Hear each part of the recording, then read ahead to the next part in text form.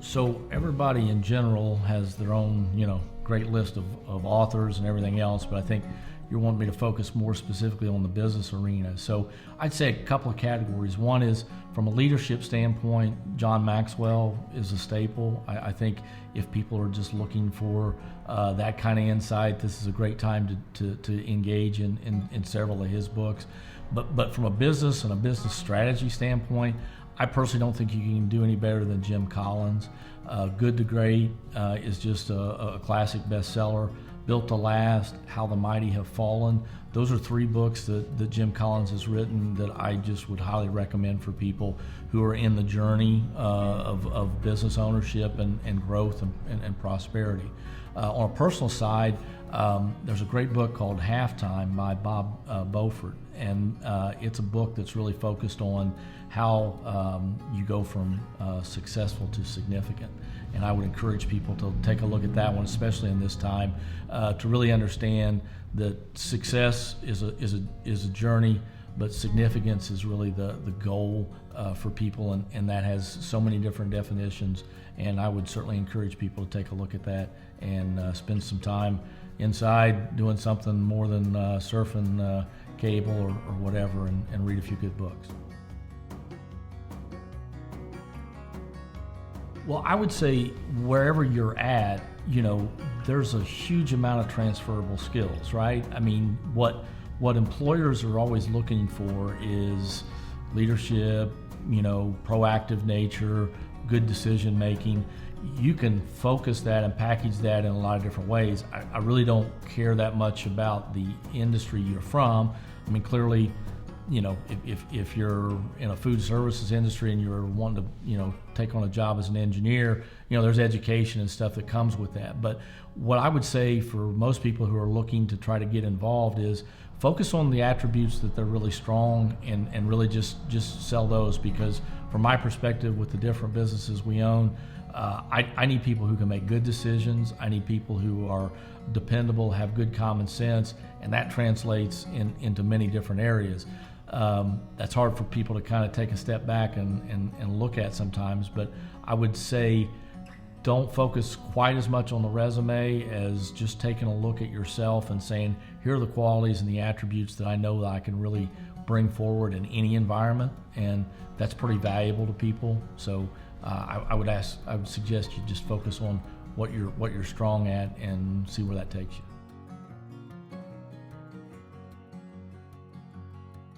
Yeah, that's a really good question. So, good time or bad time to start a business. I think we've talked in some of these sessions in the past where we're likely in a recession or different things that are challenging. So you could talk yourself out of it, right? You could say this isn't the best time, but I think most economists and true entrepreneurs would say, this is actually as good a time as any. I think the challenge right now is having a really good understanding of what's going to happen over the course of the next, pick your date, 6 to 12 months. So if you're wanting to start something up right now, what I would really encourage is kind of the multiple business plans or multiple scenarios that a little bit we've talked about here. Whatever service or whatever business you're trying to start up, you've got people that are not going to want a whole lot of change, and you've got people that are going to want a lot of change. So if you're trying to predict where people are going to end up being, I think that's harder right now. So I think if you can have a flexible business plan and commit to that right now, knowing that there's different paths that people are going to end up taking, I would say that's the way I would start my business right now. I would not start something that is really rigid and you trying to predict the outcome of people's behaviors and some of the changes in society that we are assuming is going to come out of this. Be flexible, provide a service that people value, and I think you can launch something right now that could be pretty interesting for people.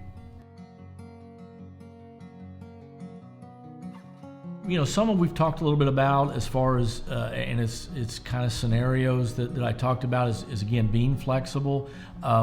What you're going to see, so I hate to use the word opportunistic, but I think that's really part of what true business owners and entrepreneurs need to look at right now. So with the realities of the situation that we're in, the economic requirements that are out there, and the likely scenarios moving forward, there are going to be gaps that need to be filled. There are going to be services that 3 months ago that were provided that aren't going to be provided the same way going forward. So when I say opportunistic, that's what I'm talking about. And start looking at your business and your business model to be more flexible, to be more agile, because as people don't make it through this scenario in the best way possible, there's going to be a gap there. I also think that there are people, if you think about the process that's happening to the economy right now, there are people, there are business owners out there right now that were likely about to, I wasn't sure if I was going to do this another year or two, or maybe I'm going to retire. And I think what you can see from this event is this could, be the catalyst where you're probably going to have more people that are just saying, I'm close to retirement or where I need to be. So I'm just going to kind of roll things up and not try to work through this in any major way. So again, for you to have where your business is right now, to kind of broaden your aperture and become a little more flexible and a little more agile, knowing that there's going to be opportunities that pop up that you're not necessarily seeing today, I think is a good position to be in over the course of the next few months when we start to see things happen. So, I mean, there are programs in general, your local chamber and things like that do certain things. I would really encourage people to look at a lot of the investment community, in particular the angel investment funds or the private equity funds. Even if you as a business aren't really sure that you're going to be in need of X amount of money, or you're not necessarily wanting to go down that path in a major way, those are great sources of information. The funds, Tri-State Angel Investment Group is a fund that I'm part of, just one of a few. And there's a great engagement that happens when you start a dialogue with those folks.